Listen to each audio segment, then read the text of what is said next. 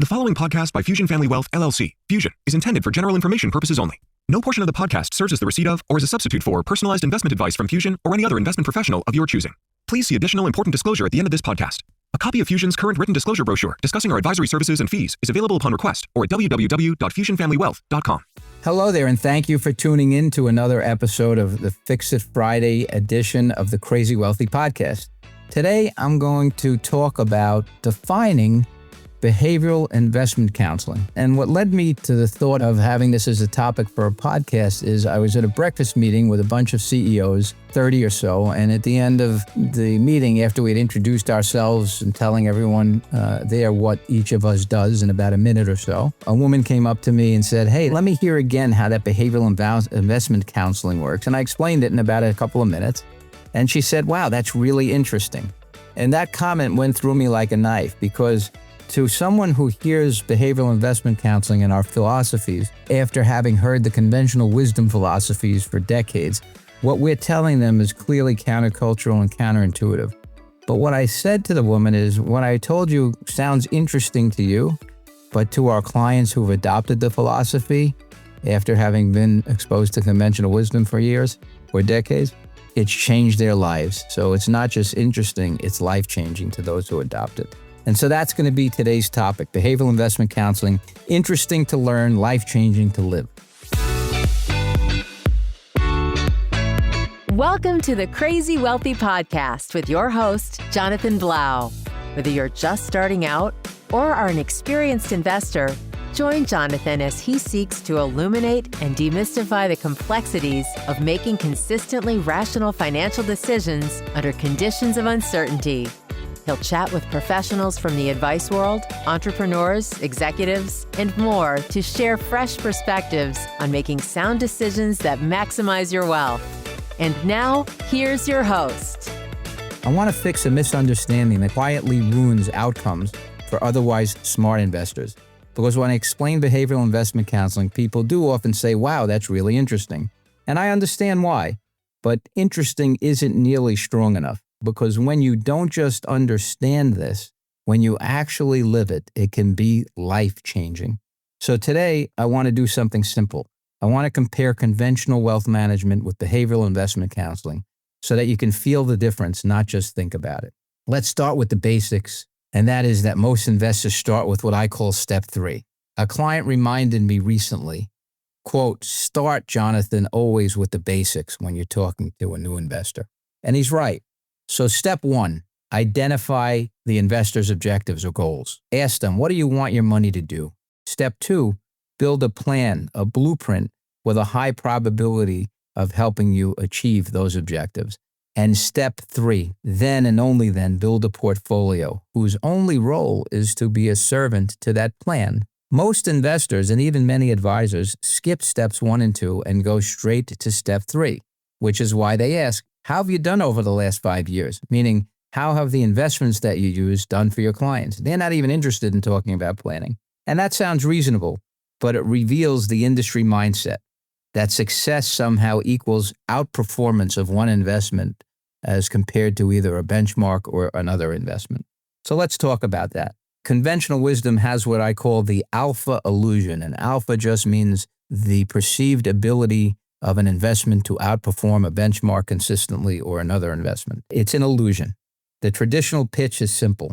"Hi, Mr. Investor, hire me, Mrs. Investor. I can outperform. We'll forecast the economy. We'll pick winning funds. We'll rotate sectors, and we'll time the markets, giving you an advantage of when to enter and exit, entering before increases and exiting before impending declines. And we'll do all of those things with a great deal of consistency." And investors follow that playbook by chasing what worked recently. But here's the problem. There is no reliable evidence that anyone can consistently deliver outperformance through timing and selection, especially not after fees and taxes associated with trying to do those things. And what's worse, this mindset distracts investors into reacting instead of sticking to a plan. So instead of acting on a strategy designed to work over multi-decades, they chase performance and headlines and constantly change the portfolio holdings in response. And that's how long-term success gets undermined. Behavioral investment counseling looks to simplify the portfolio decision. We start with humility. We tell investors at the outset, we cannot consistently control markets. We cannot consistently forecast the economy, and we cannot consistently select our way to guaranteed outperformance. So once the plan is built, the investment decision becomes simple. Solve the real problem, not volatility, but the preservation of purchasing power over time. That generally means more exposure to the one asset class that has historically fought inflation as best as anything, and that's stocks or great companies through ownership of stocks, otherwise called equities. In plain English, be more of an owner than a loaner, more stocks than bonds, not because it's exciting, but because it's necessary in a world where inflation eats away at the value of every dollar to the tune of 3 to 4% compounded annually. So here's the most important distinction. Volatility creates temporary emotional discomfort. Inflation causes permanent financial damage. Volatility is loud. You can look at it every second of every day. It's emotional, while inflation is quiet, invisible, and relentless. So here's the key. It isn't rational to replace investments that fight permanent damage with those that only reduce temporary discomfort. And yet, that's exactly what happens. Because we're taught that smooth equals safe, bumpy equals risky.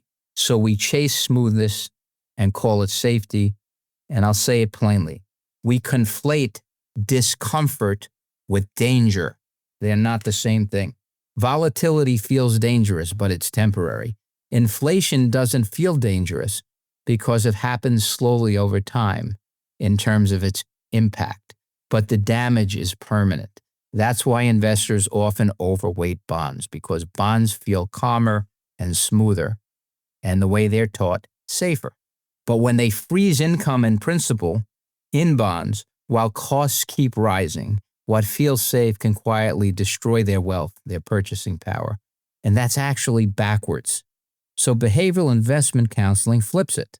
Safety equals protecting purchasing power, not eliminating volatility.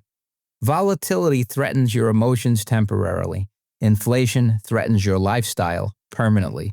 So we refuse to trade long-term protection for short-term comfort. This doesn't mean bonds have no role. We use them not to control volatility, but to control when you draw from the portfolio, when you need to start living off of your portfolio by taking distributions through a multi-decade retirement. Typically, we build a 2 to 3 year, what we call side pool of spending in short-term bonds so that when the markets are down, you draw from that side pool, not from selling off equities with capital gains that are at currently depressed prices because we're in a down market. That's how you manage what's called sequence of return risk without sacrificing long-term growth. When volatility makes people uncomfortable, the industry offers solutions, alternatives, smoother products, non-correlated strategies. I call it financial Ozempic, a shortcut to reduce discomfort. But those often come with illiquidity, opaqueness, costs, taxes, and all kinds of other side effects that are not in the investor's interest. So instead of solving the real problem, they simply mask discomfort. Behavioral counseling does the opposite. We solve the real problem and build the discipline to stick with it. Most advisors can tell you what to do. Stay disciplined. Think long-term. That's not the edge. The edge is helping you to keep doing it when everything in your gut tells you not to. And everyone on CNBC confirms that. Because if you abandon the plan does not matter. So when people say, wow, that's interesting, I think not strong enough. Because with the right plan paired with the right behavioral guidance, this becomes life-changing. The right plan usually requires more equities than bonds. But success isn't knowing that, it's living it consistently. Through the pandemics, through the recessions, through the Trumps or the Bidens, through the tariffs, you name it. Through discomfort, through uncertainty, because this isn't the difference between knowing what to do. It's the difference between knowing it and staying wealthy enough to live the life that plan was meant to fund. Volatility is loud, visible, and temporary. Inflation is quiet, invisible, and permanent. And markets do not decide your outcome as an investor. Your behavior does. So don't hire an advisor to predict the unpredictable. Hire one who builds a real plan and helps you stick with it long enough for it to work. Preparedness, not prediction, is what separates those who participate in markets from those who truly benefit from them. I hope you enjoyed today's episode of the Fix It Friday edition of the Crazy Wealthy Podcast. You can get us on fusionfamilywealth.com, crazywealthypodcast.com, all your favorite venues. And until next time, stay crazy wealthy. Thank you for tuning in to another episode of the Crazy Wealthy Podcast. For more insights, resources, and to sign up for our newsletter, visit crazywealthypodcast.com. Until then, stay crazy wealthy.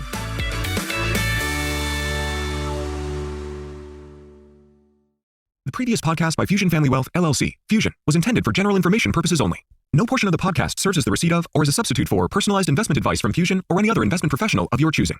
Different types of investments involve varying degrees of risk, and it should not be assumed that future performance of any specific investment or investment strategy, or any non-investment related or planning services, discussion, or content will be profitable, be suitable for your portfolio or individual situation. Neither Fusion's investment advisor registration status, nor any amount of prior experience or success should be construed that a certain level of results or satisfaction will be achieved if Fusion is engaged or continues to be engaged to provide investment advisory services. Fusion is neither a law firm nor accounting firm, and no portion of its services should be construed as legal or accounting advice. No portion of the video content should be construed by a client or prospective client as a guarantee that he or she will experience a certain level of results if Fusion is engaged or continues to be engaged to provide investment advisory services. A copy of Fusion's current written disclosure brochure discussing our advisory services and fees is available upon request or at www.fusionfamilywealth.com.